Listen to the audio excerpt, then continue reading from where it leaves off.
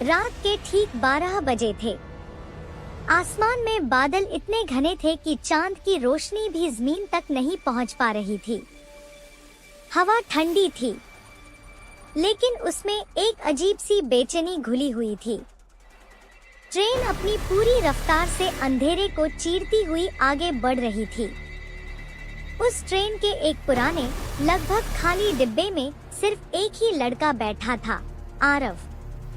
आरव अपनी सीट पर खिड़की के पास बैठा बाहर देख रहा था, लेकिन बाहर देखने के लिए कुछ था ही नहीं, सिर्फ काला अंधेरा जो ट्रेन के साथ साथ भागता हुआ सा लग रहा था। वो एक लंबे सफर पर था, शहर से दूर, अपने गांव की ओर। लेकिन सच कहें तो उसे खुद भी नहीं पता था कि वो इस ट्रेन में क्यों बैठा है, जैसे किसी ने उसे मजबूर किया हो। कुछ देर बाद उसे एहसास हुआ कि वो अकेला नहीं है। उसके सामने वाली सीट पर एक बूढ़ा आदमी बैठा था। सफेद बाल, झुकी हुई कमर और आंखें इतनी गहरी कि जैसे उनमें कुछ छुपा हुआ हो। आरव को याद नहीं था कि वो कब आया। आप कब आए? उसने थोड़ी हिचकिचाहट के साथ पूछा। बूढ़ा आदमी हल्का सा मुस्कुराया। मैं तो यहीं था, बेटा। उसकी आवाज धीमी थी, लेकिन अजीब तरह से भारी। आरव को थोड़ा अजीब लगा, लेकिन उसने ज्यादा ध्यान नहीं दिया। कुछ मिनट बीते। ट्रेन अचानक धीमी होने लगी। बाहर अब भी अंधेरा था, लेकिन कहीं दूर एक हल्की सी रोशनी दिखाई दे रही थी। तभी बूढ़े ने अचानक कहा, अगर ट्रेन कहीं बीच में रुके तो उतरना मत। आरव ने हंसते हुए कहा, क्यों? कोई भूत प्रेत है क्या? बूढ़े का चेहरा एकदम गंभीर हो गया।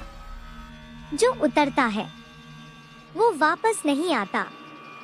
डिब्बे में सन्नाटा छा गया। अब ट्रेन लगभग रुकने वाली थी।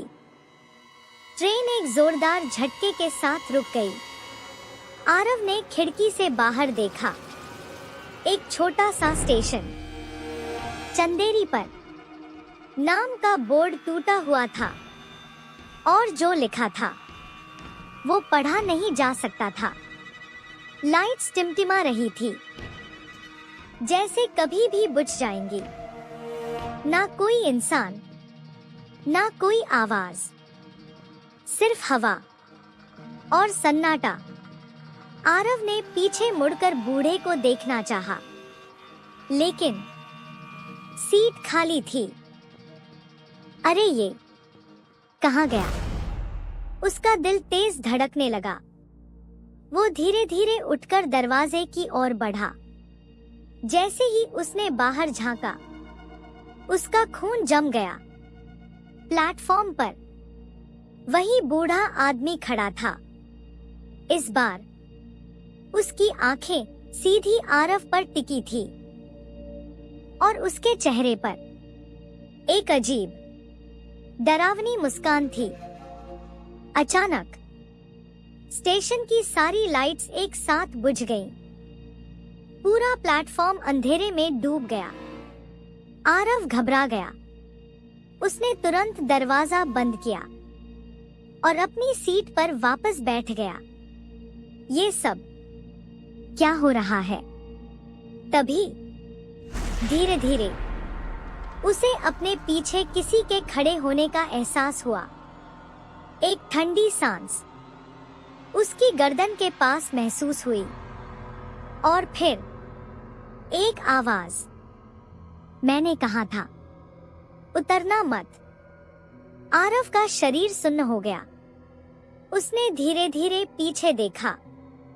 वही बूढ़ा अब उसके ठीक पीछे खड़ा था, लेकिन इस बार उसकी आंखें काली थी, पूरी तरह काली, जैसे उनमें कोई रोशनी ही नहीं थी।